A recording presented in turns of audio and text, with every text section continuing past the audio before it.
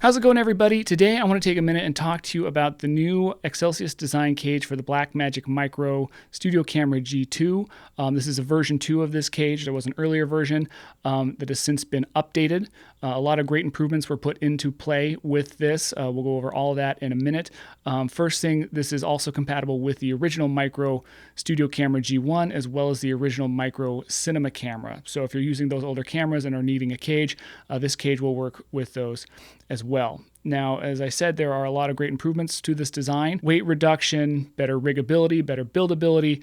A lot of it was spurred on, though, by a recent update to the Micro Studio Camera G2 from Blackmagic that allows you to use the PYXIS Monitor to navigate the menus of the camera. Now, that's a huge deal if you're familiar with this camera. One of the biggest pains of it is navigating that menu. The implementation of this totally sidesteps all of that, gives you full control of the camera, the menus, recording and whatnot, while also giving you a really great display, which is also needed since this camera itself does not have a display. So that was a really cool update from Blackmagic. The implementation of this monitor was taken heavily into consideration with this design update, namely that we cut into the cage itself a dovetail here so that you can take the actual mount that Blackmagic offers with the PYXIS monitor and mount it natively onto the cage. Now, this saves a lot of space, prevents you having to do a lot of buildup, a lot of rigging to add a monitor.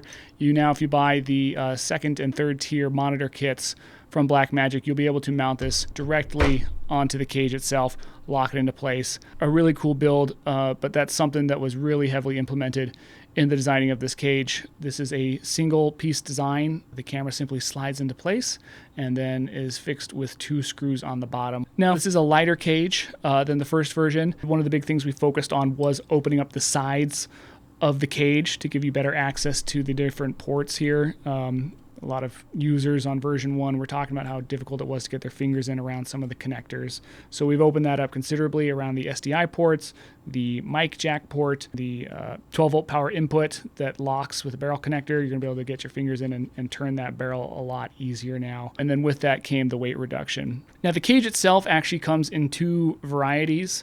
The aluminum version, we're also testing out and offering a magnesium version. What's the advantage of the magnesium version? Well, largely it is weight reduction. This is 33% lighter. The aluminum version of the cage comes in right about 250 grams, whereas the magnesium version is 160 grams, so a pretty significant weight reduction. What's even more impressive is that if you add the version 1 cage into the mix, the magnesium version is actually half the weight of the version 1 cage that we built for the Micro. This is a massive reduction in weight while still giving you all the mounting options. So something to keep in mind if weight is an issue for you in your build, or if you just want something a little bit more unique and special, because again, you really don't see a lot of magnesium cages on the market. On all the sides, we've actually cut in native NATO rails here on the left side, the right side just a little bit here, as well as the top. So you can now take a top handle and natively mount that onto the NATO rail right there. You can see here we've got a side handle that mounts with a NATO rail, slides right into place, locks in very quick and easily. Great placement. You can obviously flip-flop that, put one on the other side as well. Along with that, we've got 3/8 by 16 holes on the sides and top with RE spacing pin placement. So if you're using a side handle that uses that style of mount, it's usable, as well as just your standard spaced 1/4-20 holes. So basically any side handle, any top handle you have will just all natively and organically mount without having to add any other accessories, further building it, further adding weight. With the first version of this cage, we had threaded rods, which we do still offer, that mounted right into the front here. A couple of people had some complaints about these rods, one being that with larger cinema glass, it would sit a little bit too close to the side of the lens, making it tricky to add your single mount follow focuses.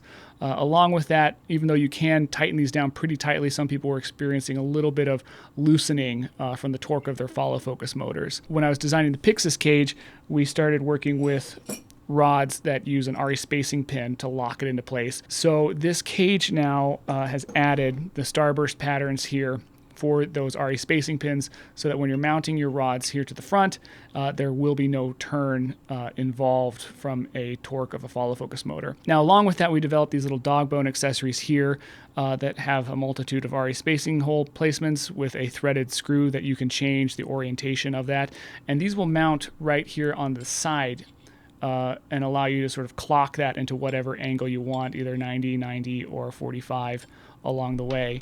And by adding the rod to that and then placing this into that star pattern, it allows you to offset that 15 millimeter rail further away from your lens, giving you a little bit more space for putting that follow focus motor on there and keeping appropriate distance from the gearing and from the housing of the lens itself. These are available in 2 different sizes. We've got 20 millimeter length and 40 millimeter length, depending on how far out you want to go. Now, if you take 2 of these rods, 2 of these dog bones, you can mount the rods right here to the front of the cage in perfect 60 millimeter center to center distance, which is standard for 2 rail mount follow focuses, matte boxes, maybe a lens support that mounts on rails. All of those are going to be able to be used. Now here you see it with the 20 millimeter dog bones, dropping it down. As I said, we've also got 40 millimeter ones to drop those rods even further from the center of the lens. Now this isn't exactly the 85 millimeter center to center spacing that is standard. It's about 80. So most rail mounted matte boxes have a slight little bit of adjustment up and down to compensate for that. So even though this isn't right on that precise industry standard spacing, it's very, very close and should not cause an issue. And still with the 40s, even with the 20s, give you plenty of space between your lens and your rods. Now, something else to coincide with that is that we also added the 1/4 hole with RE spacing pin onto the back of the cage, again to that 60 millimeter spacing, so you can take the rods and mount them directly to the back.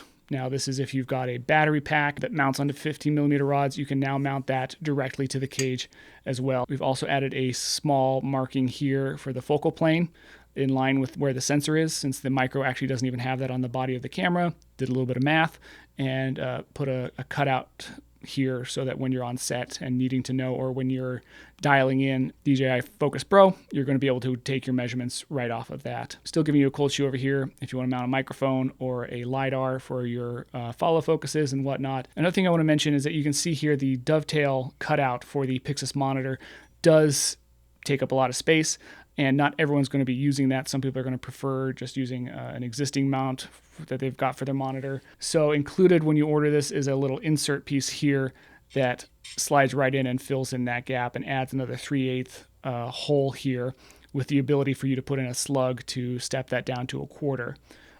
It screws right into place with provided screws and is locked in, so that adds you another hole in case you want to mount this on a tripod inverted without any twist, or again if you're putting a handle on this. For instance, this is the actual Ursa Cine handle. You're able to mount this directly onto the top of the micro cage. You know, if you want to mount the EVF this way, mount the monitor this way, put additional rods on top, however you want to build it out. If you're not using the native dovetail mount from Blackmagic for their monitor, using something a little bit more generic, we've accommodated for that so that you can still mount monitor mounts to the cage just fine.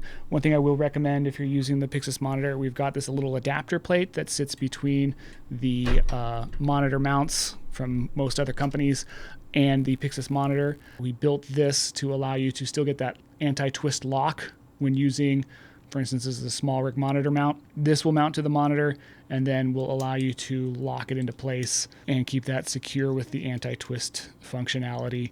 And then again, you know, we've built the top of this cage in a way that will allow you to use any monitor mount you already got in your arsenal. Something people may remember, if you're familiar with the micro, finding and hitting that record button can be a little bit annoying. It doesn't have a whole lot of ductility to it. It doesn't make much of a click. We developed these little record triggers here.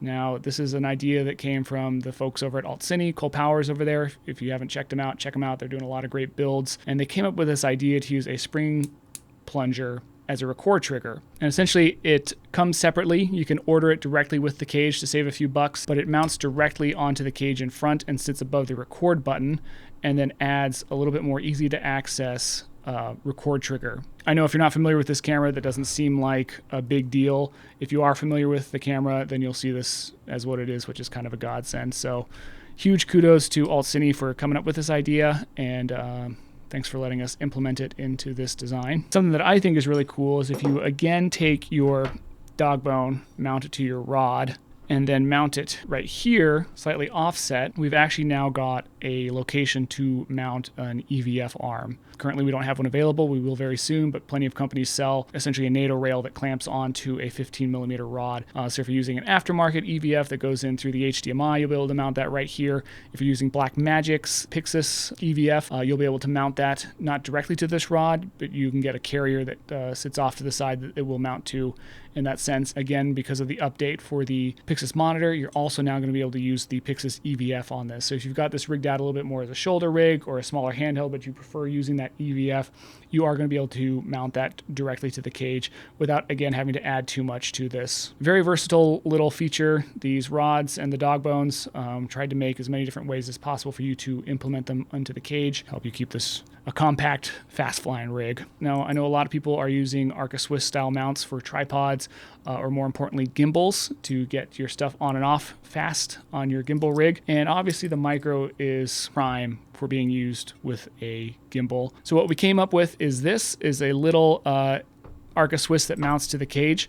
Now, before you roll your eyes and think, great, something else to add on, this was specifically designed in a way that once it's installed, it still leaves easy access to the screws that mount the camera into the cage. So once you've got this in place, it can essentially live on your camera, on your cage. And then, when the time comes to remove the camera, you don't have to fully disassemble a bunch of stuff. You can still just pop your camera right out while leaving this in place. So that about does it for the new accessories that are applying to this updated version of the cage. Now, every accessory that was made and works with the version 1 of the cage, if you're either coming over from that or you've seen that, and we've got a whole video of that version 1 cage so you can get a little bit more in-depth look at those accessories. All of those will carry over to this as well. The 15mm rail mount, again, you can now mount them natively to the cage, but if you needed something to sit, as you can see, this doesn't quite sit flush anymore on the bottom. If you needed that to sit flush for more appropriate tripod use, a little bit more robust build on set, we've got a 15mm rail mount for that. We've got camera strap loops. We've got a really cool metal locking body cap to keep that sensor safe and secure. We've got adapter-specific locks that will allow you to lock your Metabones or Viltrox speed boosters or adapters to the cage itself to prevent any sort of extra lens shift when focusing. It'll take out that second point of contact. We've got a universal adapter lock. If you've got a adapter that keeps one of those feet in place, those will require the 15mm rail mount to use that. Another original accessory that was quite popular that still carries over is a USB-C cable lock that fits right into place over the USB-C port. This is one of the best locks you could ever hope for. We do sell locking cables in various lengths, both in red and black. However, if you're wanting to use your native USB-C cable for your hard drive, this lock will help keep both that port and that cable safe. And then lastly, we've got our XLCS Designs backplates. You can either mount directly to the back, sort of locking in your camera here.